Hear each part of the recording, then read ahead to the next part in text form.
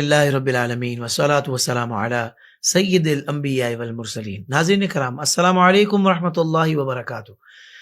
آپ دیکھ رہے ہیں آئی ڈی ایس کے پلیٹ فارم سے رحمت رمضان نشریات، اور وقت ہوا ہے ہمارے پیارے سیگمنٹ جس کا نام ہے قرآن کی دنیا۔ ناظرین کرام، آج کا جو ٹاپک ہے وہ انتہائی اہم ہے۔ موت ایک حقیقت ہے، دنیا سے جانا ہے، سب نے جانا ہے۔ اللہ باقی من کل فانی، ہر ایک کو فنا ہے، باقی رہنے والی ذات اللہ کی ہے۔ اس سے کوئی انکار ہی نہیں ہے کہ موت نہیں آئے گی، مگر دنیا میں گم ایسے ہو گئے ہیں کہ جیسے یہ والی فیلنگز ختم ہو گئی ہیں کہ ہمیں جانا ہے، لوٹ کر واپسی اسی کی طرف جانا ہے کہ جس نے ہمیں پیدا کیا ہے، ہمیں خالق کے روبرو پیش ہونا ہے۔ تو ہمارے درمیان ایک بڑی شخصیت تشریف فرما ہے۔ آج ہم ان سے جانیں گے کہ بھئی قرآن پاک میں موت کے بارے میں کیا ذکر آیا ہے، موت کے بارے میں قرآن کی کیا تعلیم ہے۔ بات قرآن سے ہوگی تاکہ کسی بھی قسم کا ابہام باقی نہ رہے انشاءاللہ عز و جل۔ ہمارے درمیان تشریف فرمائے ہماری محبوب شخصیت حضرت نے اس پروگرام کے حوالے سے بالخصوص بڑی محبت فرمائی ہے، اور ہمیں ایک دو چار پروگرام نہیں بلکہ زبردست ایک سلسلہ الحمدللہ سارے رمضان کے لیے دیا ہے، قرآن کی دنیا۔ تو ناظرین کرام، ہم سب کے پیارے حضرت علامہ مولانا مفتی سلمان احمد اظہری صاحب، السلام علیکم ورحمۃ اللہ وبرکاتہ۔ وعلیکم السلام ورحمۃ اللہ تعالی وبرکاتہ۔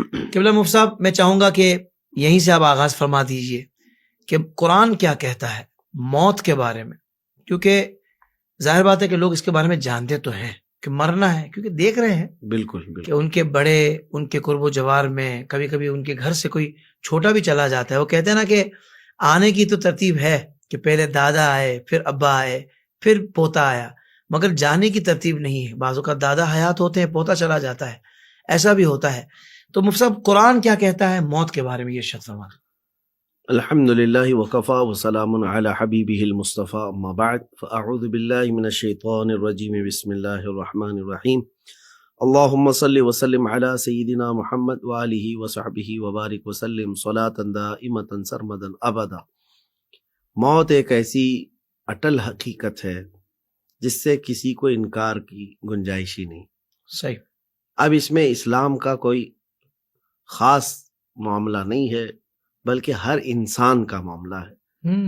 یہ ایک ہی مسئلہ ایسا ہے جس میں دنیا کا کوئی بھی مذہب اختلاف نہیں کر سکتا۔ سارے جو مسائل ہیں، حتیٰ کہ خدا کو ماننے کے سلسلے میں بھی اختلافات ہیں، اللہ، لیکن مرنے کے متعلق کسی کا اختلاف نہیں ہے۔ سب مانتے تو ہے کہ مرنا ہے۔ ہاں، یہ اور بات ہے کہ ہاتھ پیر چلائیں گے، بچنے کی کوشش کریں، الگ مسئلہ ہے، لیکن سب کا یقین ہے کہ مرنا تو ہے۔ بالکل ٹھیک، کیونکہ یہ سامنے دکھنے والی ایسی حقیقت ہے جس سے انکار نہیں کر سکتا آدمی۔ تو اب قرآن پاک اس کے سلسلے میں جو بیان فرمایا تو وہ تو ایسی واضح آیتیں ہیں کہ تم کو مزید تاکید کی گئی ہے اس چیز کی کہ کہیں کوئی ایسی چیز تمہیں غافل نہ کر دے کہ تمہیں دنیا سے جانا نہیں ہے۔ جیسے قرآن پاک میں رب تعالیٰ فرماتا ہے افحسبتم انما خلقناکم عبثا وانکم الینا لا ترجعون، کیا تم نے یہ گمان کر لیا ہے کہ ہم نے تم کو بیکار میں پیدا کیا اور تم کو ہماری طرف لوٹنا نہیں ہے؟ تو کوئی اگر گمان کیا ہے تو باز آ جائے۔ قرآن کا ذکر اس لیے، ورنہ موت کی حقیقت تو سب کو پتہ ہے، لیکن قرآن کا جو انداز ہے وہ قرآن یہ بتا رہا ہے کہ کہیں بھول نہ جاؤ اس چیز سے۔ لمیٹڈ ٹائم ہے تمہارے پاس، لمیٹڈ پیریڈ کے لیے آئے ہو، اب اس میں جو ہے تم بھول گئے تو بڑا خسارہ اٹھاؤ گے۔ والعصر ان الانسان لفی خسر، وہاں پر جو بھی کہا گیا ہے انسان بڑے گھاٹے میں ہے، وہ بھولا ہوا انسان ہے جس کو جانا تھا اپنے آخری سفر پر، وہ بھول کر کے عیاشیوں میں لگ گیا۔ جیسے آپ نے سوال میں ذکر فرمایا کہ کچھ لوگ ایسے بھولے بیٹھے ہیں جیسے ان کو جانا ہی نہیں۔ یہ غفلت کی چادر اوڑے ہوئے ہیں، معلوم تو ان کو بھی ہے مرنا ہے، وہ یقین ان کو بھی ہے مرنا ہے، لیکن غفلت کی چادر اوڑے ہوئے ہیں۔ شیخ سعدی رحمۃ اللہ علیہ سے منسوب ایک قول ملتا ہے، میں اس کو نقل کرتا ہوں آپ کے سامنے۔ کتنی پیاری بات ہے۔ دو چیزیں وہ فرماتے ہیں، مرنا سب کو معلوم ہے، اس سے بچنا ممکن ہے۔ میں آپ سے پوچھ رہا ہوں کہ مطلب پاسبل ہو سکتا ہے کہ کوئی موت سے بچے؟ نہیں بچا، ممکن ہی نہیں جی۔ لیکن آپ کو میں بتاؤں، جس کو یقین ہے ممکن ہی نہیں، اس کے باوجود بھی بچنے کی کوشش کرتا ہے کہ نہیں کرتا؟ کرتا ہے ہر کوئی کرتا ہے. جی. علاج، معالجے، دوائیاں، یہ ساری چیزیں موت سے بچنے کے لیے کر رہا ہے کہ جب تک ہو سکے چل جائے زندگی. یعنی جس سے بچنا ناممکن ہے اس کو یقین ہے، اس کے باوجود بھی اس کے بچنے کے لیے ہاتھ پیر چلاتا ہے. لیکن جہنم سے بچنا ممکن ہے کہ نہیں ہے؟ بالکل ممکن ہے. اب جو چیز ممکن ہے اس کے لیے ایک بار بھی ہاتھ پیر نہیں چلاتا. اللہ اکبر، کیا جو توجہ دلائی آپ ناممکن نے. ہے اس سے بچنے کے لیے تو تم محنت کر رہے ہو، لیکن جو ممکن ہے اس کے لیے کوشش بھی نہیں کرتے. اللہ اکبر. تو یہ کتنی پیاری بات ہے. تو اب میں بتاتا ہوں کہ موت کا تذکرہ قرآن پاک میں کس کس انداز سے آیا ہے. صحیح. قرآن پاک میں اللہ تعالیٰ فرماتا ہے کل نفس ذائقۃ الموت وانما توفون اجورکم یوم القیامۃ فمن زحزح عن النار وادخل الجنۃ فقد فاز. ایک بات تو پکی ہے کہ ہر جاندار شے کو موت کا مزہ چکھنا ہے. صحیح. مرنا سب کو ہے. اور رب تعالیٰ آگے جو فرما رہا ہے کہ تمہارے سارے اعمال کا جو اجر ہے وہ قیامت کے دن پورا پورا دیا جائے گا. اب کامیاب کون ہے اس کے بارے میں قرآن کہتا ہے فمن زحزح عن النار وادخل الجنۃ فقد فاز. جو دوزخ سے داخل کیے جانے سے بچ گیا اور جنت میں پہنچ گیا وہ کامیاب ہے. تو اب موت کا تذکرہ یہاں سے شروع ہوتا ہے. یہ آیت الگ الگ انداز میں الگ الگ پیرائے میں آئی ہے. صحیح. کہ کہ مرنا سب کو ہے. کل نفس ذائقۃ الموت، تمہیں موت کا مزہ چکھنا ہے.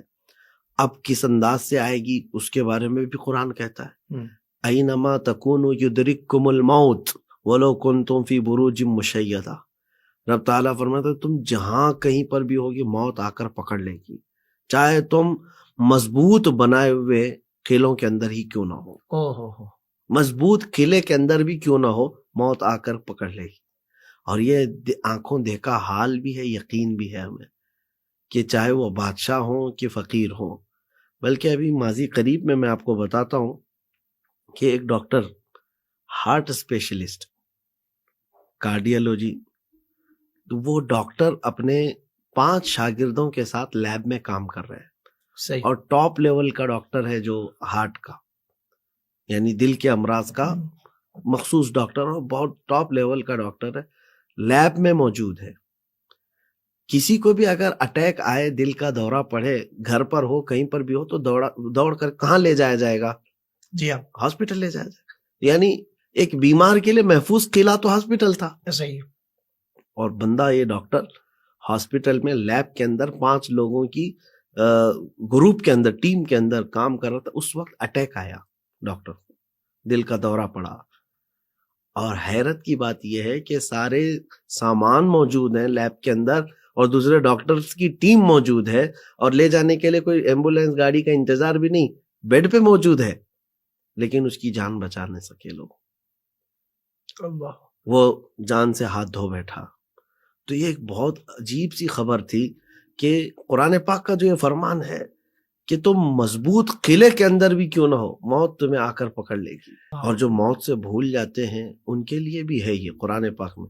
عام طور پر دیکھیں موت سے غفلت تو نہیں ہے، موت ہمارے لیے کوئی حادثہ نہیں ہے. میں اکثر اپنی تقریروں میں کہتا ہوں کہ موت ان کے لیے حادثہ ہے جن کو مرنے کے بعد جلنا ہے، دوزخ ہے. اور مومن کے لیے تو تحفہ ہے. ادھر آنکھیں بند ہوئی، ادھر مصطفیٰ کریم صلی اللہ علیہ وسلم کی زیارت ہوئی اور اپنے رب سے اس کی ملاقات ہے. الموت جسر یوصل الحبیب الی الحبیب. موت جو ہے ایک برج ہے، ایک حبیب کو دوسرے حبیب سے ملا دیتی ہے. سبحان اللہ. اور بخاری شریف کی حدیث ہے جو اللہ تبارک و تعالیٰ سے ملاقات کے لیے نفرت رکھتا ہے اللہ بھی اس سے ملاقات کو پسند نہیں کرتا. اللہ اکبر. من کریہ، یہ جو حدیث پاک میں ہے صرف میں نے ایک ٹکڑا ذکر کیا ہے. یہ ہے موت کے تذکرے قرآن پاک میں. ٹھیک ہے مفتی صاحب، یہ شاید فرمائیں کہ اچھی موت کی تو ہم دعا کرتے ہیں کہ اللہ ہمیں اچھی موت عطا فرمانا، عافیت والی موت عطا فرمانا. لیکن زندگی سے تنگ آ کر کوئی شخص موت کی تمنا کرے کہ بس مجھے موت ابھی ہو جائے، ابھی آ جائے اور میں مر جاؤں، بس میں زندگی سے تنگ آ چکا ہوں، تو اس کے حوالے سے قرآن و حدیث میں کیا احکامات ہیں ارشاد فرماتے؟ دیکھیں پہلی بات تو یہ ہے کہ یہ موت کی تمنا کرنا جائز نہیں. صحیح. حضور پاک صلی اللہ تعالیٰ علیہ وسلم کے جو فرامین ہے اس اعتبار سے اگر میں آپ کے سامنے بات رکھوں کہ بیماریوں سے تنگ آ کر یا کچھ مصیبتوں سے گھبرا کر یہ بندہ نہ کہنے لگے کہ اب مجھے مرنا ہے، مر جاؤں گا. ہاں، اس کا طریقہ بھی بتایا گیا کہ اگر تمہیں ایسی مجبوری آ گئی تب پھر اللہ کریم کی بارگاہ میں یوں کہو کہ اے اللہ، جب تک میرے لیے دنیا بہتر ہے، زندگی بہتر ہے، زندہ رکھ، اور جب میرے لیے موت بہتر ہے تو موت عطا کر. اچھا، تو معاملات اللہ کے حوالے کر دیا بندے نے. اللہ اکبر. یہ زبردستی نہیں کر رہا ہے. تو یوں دعا کرے، اللہم احیینی ما کانت الحیات خیرا لی، اے اللہ مجھے اس وقت تک زندہ رکھ جب تک کہ زندگی میرے لیے بہتر ہو. کیا بات ہے مفتی صاحب. اور اس وقت موت دے دے جب میرے لیے موت بہتر ہو. اور تو یہ بہتر والا معاملہ یہ صرف رب جانتا ہے. کیا بات ہے مفتی صاحب، یہ بہت کمال بات فرمایا آپ نے. تو تمنا اس طرح کی کرنا کہ مرنا ہی ہے مرنا ہی ہے، وہ جائز نہیں ہے. لیکن اس انداز میں اس کے تو دونوں کام بھی ہو گئے. اللہ تبارک و تعالیٰ کی رضا کی طرف اس نے اپنے معاملے کو سپرد کر دیا. صحیح. قبلہ یہ ارشاد فرمائیے، ابھی موت کے حوالے سے آپ نے ارشاد فرمایا، یہاں پر یہ بھی بات آپ نے ارشاد فرمائی کہ بھائی موت کی تمنا کرنا زندگی سے تنگ آ کر یہ بھی جائز نہیں ہے. اب میرا اگلا سوال یہ حضرت کہ موت ظاہر بات ہے سب کو آتی ہے، سب کی موت کیا ایک جیسی ہوتی ہے؟ نہیں، بالکل نہیں. موت جو ہے اس کے درجات ہیں. اچھا.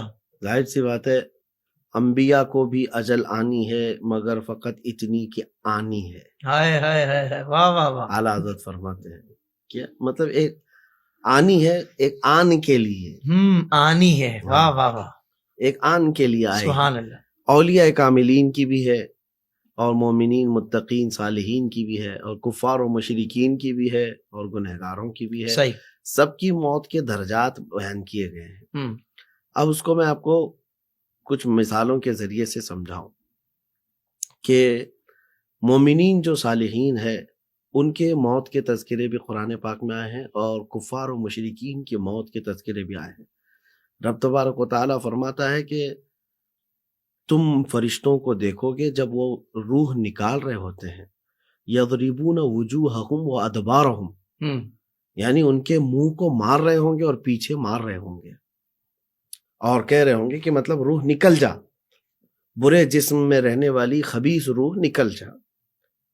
اور پھر جو مومنین کے لیے ہے اس کے لیے بھی یہ اللہ تعالیٰ نے قرآن میں فرمایا، یا ایتھا النفس المطمئنہ ارجعی الی ربک راضیۃ مرضیہ، اے پاکیزہ جان کے مالک آجا اپنے رب کی طرف لوٹ کر کے خوشی بخوشی. تو روح کو یہاں اس طرح سے پکارا جا رہا ہے اور وہاں اس طرح سے مار کر کے. تو پتہ یہ چلا کہ موت ڈیفرنٹ طریقے کے حامل ہے، یعنی الگ الگ طریقے سے آنے والی ہے.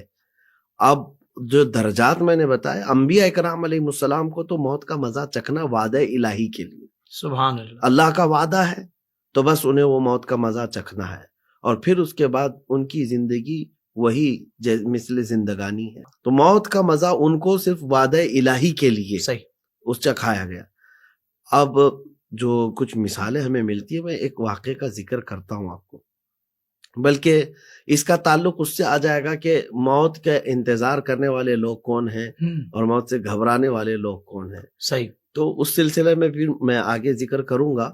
لیکن یہ ابھی آپ نے جو پوچھا کہ الگ الگ آتی ہے، تو حدیث پاک میں یہ ملتا ہے کہ روح نکالنے والا فرشتہ کون ہے؟ ملک الموت اسرائیل علیہ السلام. یہ بھی ایک شکل میں نہیں آتے، ان کی بھی دو شکلیں ہیں. اچھا. ہاں، جب یہ گنہگاروں کے پاس یا کفار و مشرکین کے پاس آتے ہیں اتنی بھیانک شکل ہوتی ہے کہ شکل ان کی دیکھ لینا وہ اپنے آپ میں ایک عذاب ہے. اوہو. بندہ اسی وقت جو ہے اس کی حالت خراب ہو جائے. کتنوں کے تو پیشاب پخانے نکل جاتے ہیں بستروں پر. اور کچھ بندے وہ ہیں جن کی روح نکالنے کے لیے آتے ہیں تو اتنی خوبصورت شکل لے کر کے تشریف لاتے ہیں کہ ان کو دیکھنا ہی ایک رحمت ہے اپنے آپ میں، کہ وہ انعام ہے تمہارے لیے. تو پتہ ہے چلا کہ روح نکلنے کے وقت، اچھا ایک روایت یہ بھی ملتی ہے کہ مومنین کی روح کیسے نکالی جاتی ہے، گنہگاروں کی کیسے. تو کہا گیا ہے کہ جیسے کفار و مشرکین کی روح اس طرح سے نکالی جاتی ہے جیسے ریشم کے کپڑے کو خاردار جھاڑیوں میں ڈال دو، کانٹے والے جھاڑیوں میں، اور اس کے بعد کپڑے کو کھینچو آپ، اللہ کس طرح سے کپڑا آئے گا، اس کے تار پوت سب الگ ہوتے چلے جائیں گے، اللہ اور یہ کپڑا کھینچتا ہوا ایسے آئے گا کہ پھٹ چکا ہوگا. تو ایک دردناک انداز میں بتا رہا ہوں آپ کو، کانٹے والی جھاڑیوں پر اس ریشم کے لباس کو ڈال کر کھینچنے میں جس طرح سے اس کے تار نکل جاتے ہیں، ایک بدبخت کی روح اس طرح سے نکالی جاتی ہے. اب مومن صالح کی روح کیسے نکالی جاتی ہے؟ تو کہا جیسے گندھے ہوئے آٹے کے اندر بال پھنس گیا ہو. گندا ہوا میدا ہے، اس کے اندر ایک لمبا سا بال پھنسا ہو، اس بال کو نکالی. نہ آٹے کو خبر ہے، یوں کھینچ لیجئے کہ جگر کو خبر نہ ہو. کانٹا میرے جگر سے غم روزگار، غم روزگار. یہ جو میں تو اس تلمیح کے لیے اس کو عرض کیا ہوں، لیکن روح نکالنے کا طریقہ ایمان والوں کا ایسا ہے کہ انہیں احساس نہیں ہوگا. اور احساس بھی کیوں ہوگا؟ اس کا ذکر قرآن پاک سے اگر میں آپ کے سامنے رکھوں کہ حضرت یوسف علیہ السلام کا واقعہ یاد ہے آپ کو؟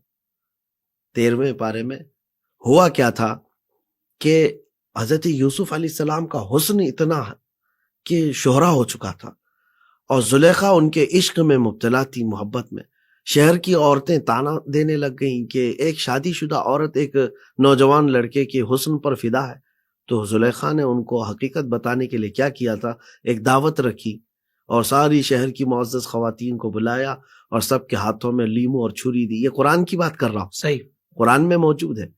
فلما سمعت بمكرهن ارسلت اليهن واعتدت لهن متكئا واتت كل واحدة منهن سكينا وقالت اخرج عليهن فلما رأينه اكبرنه وقطعن ايديهن وقلن حاشا لله ما هذا بشرا. یہ پوری آیت ہے. سبحان اللہ. تو پھر زلیخا نے کیا کیا، حضرت یوسف علیہ السلام کو پورا سجا کر کے لے آئی، اور اس کے بعد عورتوں کو کیا کہا کہ تم لیمو کاٹ دو. عورتیں تو حضرت یوسف کو دیکھ رہی تھیں، اور جمال یوسف دیکھتے دیکھتے ان کے ہاتھوں سے لیمو چھوٹ گیا، انگلیاں کٹ گئی. اللہ، یہ مشہور واقعہ ہے، بالکل، اور قرآنی واقعہ ہے. اور قرآن کہتا ہے کہ کاٹ لی عورتوں نے. عورت صنف نازک جو ہے، چھپکلی سے گھبرانے والی، کاکروچ سے بھاگنے والی، آدھا ہاتھ کٹ گیا ہو اسے خبر نہ ہو. جی جی. عورت تو چھوٹے سے زخم پر چیخ پڑتی ہے، اور یہاں انگلیاں پوری کٹ گئی، ان کو احساس نہیں ہوا. ہاں، ایک کیفیت انسان پر ایسی آتی ہے جب وہ کسی چیز میں اتنا ماہ ہو چکا ہو، تو وہ اس کو کہتے ہیں وارفتگی کا عالم ہے. صحیح. تو وہ خود رفتہ ہو چکا ہو، تو اس وقت کسی درد کا احساس نہیں ہوتا. تو اب یہاں پر بزرگوں نے کہا ہے کہ مصر کی عورتیں یوسف علیہ السلام کا جمال دیکھتی رہیں، اور اس میں ماہ ہو کر کے جب انگلیاں کاٹ رہی تھیں تو وہ جان بوجھ کر کے نہیں کاٹ رہی تھی، کٹ گئی، ان کو درد کا احساس نہیں ہوا.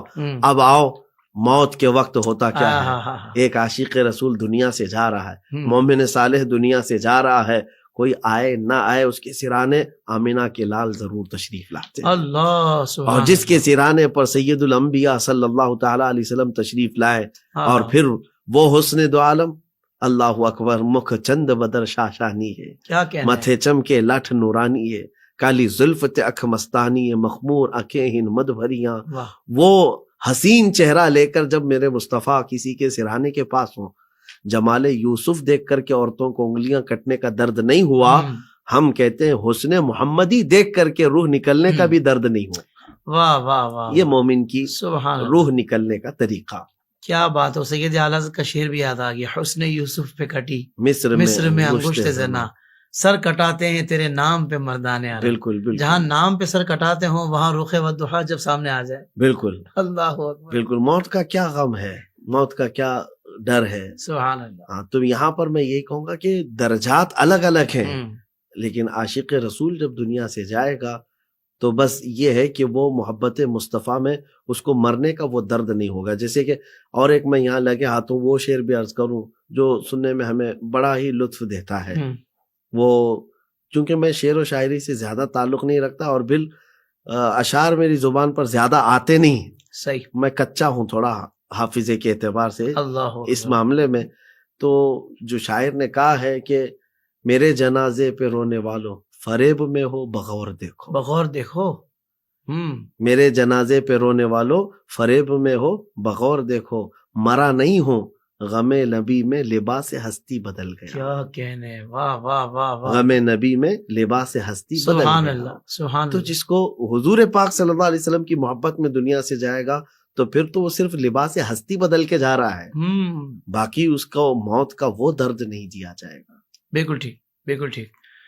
آخر میں حضور یہ ارشاد فرما دیں کہ موت کی تیاری ہمیں کس طرح کرنی چاہیے, کیونکہ کسی بھی لمحے آ سکتی ہے, کسی بھی وقت آ سکتی ہے, کسی بھی مقام پر آ سکتی ہے, اور بغیر تیاری کے تو بندہ اگر امتحان گاہ میں بھی چلا جائے ایک پیپر دینے کے لیے تو وہاں حالت خراب ہو جاتی ہے. تو یہ آخرت کا اتنا لمبا سفر پھر کیسے طے ہوگا؟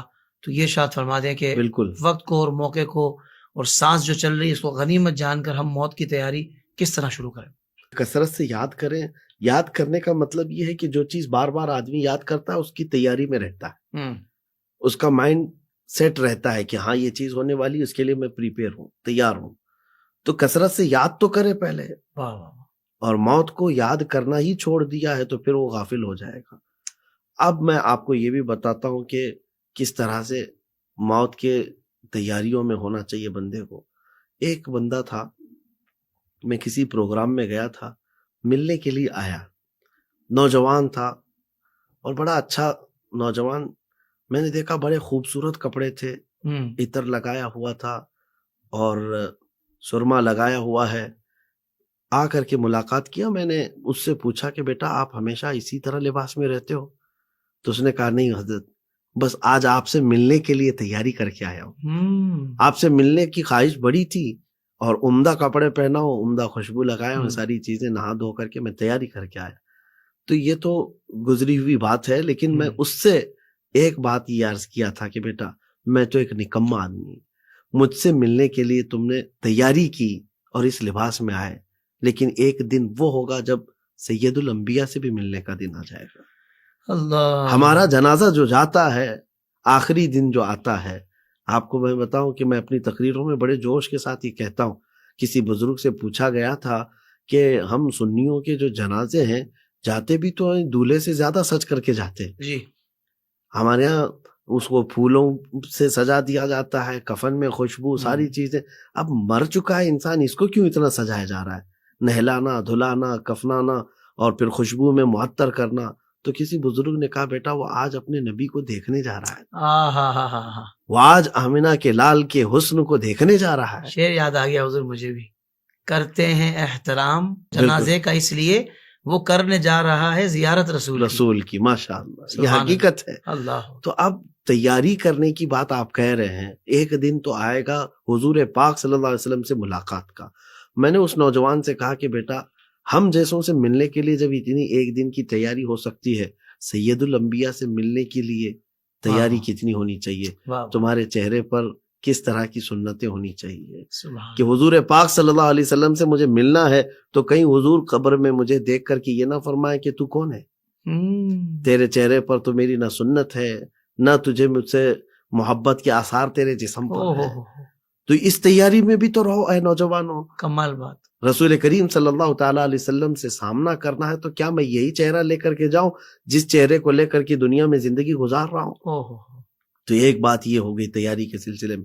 باقی بات یہ ہے کہ قرآن کہتا ہے لکل امت اجل, ہر ایک کے لیے ہم نے مقرر وقت رکھا ہے, جب وہ آئے گی تو پھر نہ 1 منٹ پیچھے اور نہ 1 منٹ آگے. تو اب جیسے آپ یہ سوال کر سکتے ہیں کیا کچھ وقت کے لیے موت کو ٹالا جا سکتا ہے یا موت ٹل سکتی ہے یا کیا ہے, کیا ڈیلے ہو سکتی ہے؟ ڈیلے ہو سکتی ہے. قرآن کا فرمان تو ہے کہ وہ بالکل وقت مقرر پر آئے گی. اس کے لیے ایک فارسی کی حکایت ہے, ایک بادشاہ اپنے کر و فر اور شان و شوکت کے ساتھ سفر کے لیے نکلا تھا, ٹور پر جا رہا ہے, یعنی سیر و تفریح کے لیے جا رہا ہے, پورے ہواری مواری فوجیوں کے ساتھ. بیچ راستے میں ایک فقیر آیا گدڑی پہنا ہوا, وہ بادشاہ سے الجھ گیا, کہا کہ مجھے تجھ سے بات کرنا ہے. بادشاہ کہا میں تو خیرات کر رہا ہوں, لٹا رہا ہوں, جو لینا ہے لے جاؤ, یہ تو میرے سیر و تفریح کا وقت ہے. اس فقیر نے کہا نہیں مجھے بات کرنا ہے, مجھے بات کرنا ہے. بادشاہ جلال میں آیا, وزیروں سے کہا, سپاہیوں سے, پکڑو اس کو, کون یہ بدتمیزی کر رہا ہے. تو اس فقیر نے بادشاہ کو کھینچ لیا نیچے, کہا جانتا ہے تو میں ملک الموت اسرائیل ہوں. تو اب بادشاہ کی گھیگی بن گئی, کپ کپی تاری ہو گئی. کہا کہ حضور آپ کیوں آئے؟ کہا کہ میں کیوں آتا ہوں تجھے پتا ہے، روح نکالنے آیا ہوں. اتنا سننا تھا کہ اب تو اوپر سے نیچے سب بدن گرم، آلموسٹ نکل چکی تھی. سب چیزیں ویسے ہی نکل جائے. تو اب وہ گڑ گڑانے لگا. یہ تصویر کے دونوں رخ میں آپ کے سامنے رکھوں گا، توجہ. کہا کہ مجھے اب سفر ختم کر کے واپس جانے دے دیں، میں اپنی بیوی سے ملوں، بچوں سے ملوں اور ساری وصیتیں کر کے. کہا اتنا وقت نہیں ہے تیرے پاس، اتنا ٹائم نہیں ہے تیرے پاس. کہا کہ حضور واپس اپنے محل تو چلا جاؤں. کہا اتنا بھی وقت نہیں ہے تیرے پاس. وہ گڑ گڑاتا رہا اور اس کو گرایا اور اس کی روح قبض کی اور چل پڑے. اور سنیے، یہ ایک منظر ہو گیا، سکے کا ایک رخ ہے. ایک عالم ربانی ہے، پرہیزگار ہیں، اپنے بیوی بچوں کی کفالت کرتے ہیں، اور جھولا اٹھائے ہوئے وہ دوڑے دوڑے بازار کی طرف جا رہے تھے. یہ فقیر پھر وہیں آیا. کہا کہ اس عالم دین سے کیا آپ رک جائیے، اے اللہ والے مجھے تھوڑا سا آپ سے بات کرنی ہے. انہوں نے کہا کہ کیا بات کرنی ہے. لہجہ ویسا نہیں تھا جو بادشاہ کا تھا. انہوں نے کہا کہ کیا بات کرنی ہے، جلدی کیجئے، اذان ہو چکی ہے، مجھے سودا خریدنا ہے، بچوں کو دینا ہے اور واپس جماعت سے نماز ادا کرنی ہے، اللہ اکبر، جلدی کیجئے. تو فقیر نے کہا کہ عالم دین آپ مجھے جانتے ہیں، میں ملک الموت اسرائیل ہوں. جب کوئی بندہ سامنے سن لے تو پھر اس کی کیا کیفیت ہونی چاہیے. لیکن اس عالم ربانی نے کیا کیا، جھولا پھینک دیا اور کہا کہاں تھے آپ کے انتظار میں، کتنی راتیں گزار دی میں نے، اللہ اکبر، کتنی راتیں میں نے انتظار کیا کہ اب آئے گا پیغام، کہ تب آئے گا، آپ آئیں گے، مجھے میرے رب سے ملاقات کرائیں گے. ہائے ہائے ہائے، وہ رات کب آئے گی؟ تو اب یہاں دیکھیں ملک الموت کہتے ہیں اتنی بھی جلدی کیا ہے، آپ سودا خریدنے جا رہے تھے، جائیے خریدیے اور اپنے بچوں کو کھلائیے، اور میں آیا ہوں اپنا کام پورا کروں گا. انہوں نے کہا کہ اللہ مسبب الاسباب ہے، جس نے میرے بچوں کو پیدا کیا وہ ان کا مالک، ان کا رزاق، ان کا انتظام کرے گا، آپ جس کام کے لیے آئے وہ کیجیے. اللہ اکبر، اللہ اکبر. وہاں تو ایک مہلت نہیں دی جا رہی، یا مہلت دی جا رہی ہے پر لی نہیں جا رہی. ہاں لی نہیں جا رہی. پھر کہا ملک الموت نے کہ ٹھیک ہے آپ گھر تو جائیے. تو انہوں نے کہا کہ آپ کو جس کام کے لیے بھیجا گیا ہے وہ آپ کیجیے. تو پھر اس عالم دین نے کہا اگر آپ مہلت رکھتے ہیں وقت کی تو میری ایک خواہش ہے. کہا کہ ٹھیک ہے آپ کی خواہش کا احترام کیا جائے گا. انہوں نے کہا مسجد قریب ہے، میں جانا چاہتا ہوں اور نماز پڑھنا چاہتا ہوں، اور جس وقت میں رب تعالیٰ کے حضور سجدے میں ہوں آپ میری روح نکال لیں. اللہ، اور ان کی اس خواہش کو بھی پورا کیا گیا. وہ عالم ربانی گئے مسجد میں اور وہ حالت سجدہ میں تھے، ملک الموت نے ان کی روح نکالی. واہ واہ، منظر دونوں آپ اندازہ کریں، ایک طرف دنیا دار کو مہلت نہیں دی جاتی اور ایک طرف اللہ والوں کو سہولت دی جاتی ہے. کیا بات. مطلب یہاں پر یہ بھی نہ نکالے کوئی کہ جو وقت مقرر ہے وہ اس سے ڈیلے کیا گیا ہے. نہیں، وقت مقرر جو ان کی روح نکالنے کا تھا وہی تھا جو سجدے کا تھا، لیکن یہ آ گئے تھے پہلے سے. بہت اچھی بات ہے، ایک مکالمہ تھا، بس مکالمہ تھا. کیا کہنے ہیں مفتی صاحب، سبحان اللہ سبحان اللہ. اللہ تعالیٰ ہمیں بھی موت سے پہلے موت کی تیاری کرنے کی توفیق عطا فرمائے. اور جب یہ باتیں بندہ سنتا ہے نا تو واقعی شعور تو بیدار ہوتا ہے، اندر سے ضمیر ایک آواز تو لگاتا ہے کہ یار واقعی جیتے جی یہ باتیں سن لی ہے، اب موقع ہے ہمارے پاس کہ یار ہم بھی کوئی ایسا انتظام، کوئی ایسا ماحول بنا لیں کہ یار ہمارے لیے بھی موت آسان ہو جائے اور آخرت کا سفر بھی آسان ہو جائے. مفتی صاحب آپ کا بہت شکریہ، اللہ تعالیٰ آپ کو جزائے خیر عطا